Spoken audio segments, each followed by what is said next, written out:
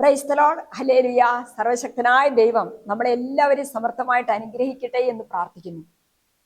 ഇന്ന് നമ്മൾ പഠിക്കാനായിട്ട് എടുക്കുന്ന തിരുവചനം സങ്കീർത്തനം 34:1. അതിപ്രകാരമാണ്: ആയുഷ്കാലം എത്രയും ഞാൻ കർത്താവിനെ സ്തുതിക്കും, കർത്താവിനെ ഞാൻ എന്നും പുകഴ്ത്തും. അവിടുത്തെ സ്തുതികൾ എപ്പോഴും എൻ്റെ അധരങ്ങളിൽ ഉണ്ടായിരിക്കും. പ്രിയപ്പെട്ടവരെ, പലപ്പോഴും നമ്മുടെ ജീവിതത്തില് നമ്മൾ പഠിക്കുന്ന കുട്ടികളെ സംബന്ധിച്ചിടത്തോളം ആണെങ്കിൽ അവരുടെ പഠന വിഷയവുമായിട്ട് ബന്ധപ്പെട്ടിട്ടും എക്സാം അടുക്കുന്ന സമയത്തും പഠിച്ചതൊക്കെ മറന്നു പോകുമോ എന്ന് ഓർത്തിട്ട്, എല്ലാം എഴുതാൻ പറ്റുമോ എന്ന് ഓർത്തിട്ട്, പ്രതീക്ഷിക്കുന്നിടത്തോളം മാർക്ക് കിട്ടുമോ എന്നൊക്കെ ഓർത്തിട്ട് അവർ ഒരുപാട് ആകുലപ്പെടും, അസ്വസ്ഥപ്പെടും. അതുപോലെ തന്നെ കുട്ടികളെ കുറിച്ച് മാതാപിതാക്കളും അസ്വസ്ഥരായിരിക്കും. എന്താണ് സംഭവിക്കാൻ പോകുക എന്നൊക്കെ ഓർത്തിട്ട് ഒരു പേടി. അങ്ങനെയുള്ള സാഹചര്യത്തില് ആ പേടിയും ഭയവും എല്ലാം പോയിട്ട് നമ്മുടെ മനസ്സ് നല്ല ശാന്തമാകാൻ വേണ്ടി, നല്ല ആത്മധൈര്യത്തിന്റെ ഒരു നിമിഷമായിട്ട് മാറാൻ വേണ്ടി നമ്മൾ ചെയ്യേണ്ടത് എന്താണെന്നറിയാവോ? നമ്മൾ കുറേ സമയം ആ കുഞ്ഞുങ്ങളെയും കൂട്ടിയിരുത്തി അവരെയും ചേർത്ത് പിടിച്ച് ദൈവത്തെ സ്തുതിച്ചാരാധിക്കുക, നന്ദി പറയുക. നന്ദി പറയുമ്പോൾ നമ്മൾ എന്താണ് ഓർക്കേണ്ടത്?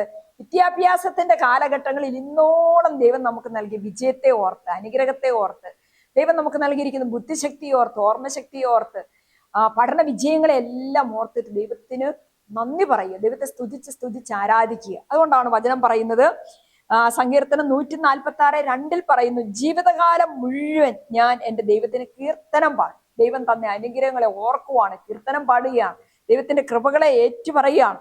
സങ്കീർത്തനം 145:1-2 നമ്മൾ വായിക്കുകയാണ്: എൻ്റെ ദൈവവും രാജാവുമായ അങ്ങയെ ഞാൻ പുകഴ്ത്തും, ഞാൻ അങ്ങയുടെ നാമത്തെ എന്നേക്കും വാഴ്ത്തും. അനുദിനം ഞാൻ അങ്ങയെ പുകഴ്ത്തും, അങ്ങയുടെ നാമത്തെ എന്നേക്കും ഞാൻ വാഴ്ത്തും. പ്രിയപ്പെട്ടവരെ, ഇതൊരു നല്ല പ്രാർത്ഥനാ രീതിയാണ്. ജീവിതത്തിൽ ഒരുപാട് ശാന്തത ലഭിക്കാൻ, അനാവശ്യമായിട്ടുള്ള ടെൻഷനും സ്ട്രെസ്സും ഒക്കെ വിട്ടുപോകാൻ, നല്ല ഒരു മാനസിക കരുത്ത്, മനസ്സിന് നല്ലൊരു ധൈര്യം ലഭിക്കാൻ നമുക്ക് ഏറ്റവും സ്വീകരിക്കാവുന്ന, ദൈവത്തിന് ഏറ്റവും പ്രീതികരമായിട്ടുള്ള ഒരു പ്രാർത്ഥനാ രീതിയാണ് സ്തുതിച്ച് ആരാധിച്ച് ദൈവത്തെ മഹത്വപ്പെടുത്തുന്നത്. ദൈവം തന്ന നന്മകളെ കുറിച്ച് ഓർത്ത് ദൈവത്തെ മഹത്വപ്പെടുത്തുമ്പോൾ ദൈവം നമ്മിൽ വീണ്ടും വീണ്ടും നന്മകൾ നൽകിക്കൊണ്ട്, വീണ്ടും വീണ്ടും വിജയം നൽകിക്കൊണ്ട് നമ്മളെ അനുഗ്രഹിച്ചുയർത്തുന്ന നിമിഷമാണ്. അങ്ങനെ വീണ്ടും കൃപയിലും അഭിഷേകത്തിലും മുന്നോട്ട് നീങ്ങാൻ ദൈവത്തെ നമുക്ക് സ്തുതിക്കാം, ആരാധിക്കാം, മഹത്വപ്പെടുത്താം. ഹല്ലേലൂയ. ആമേൻ.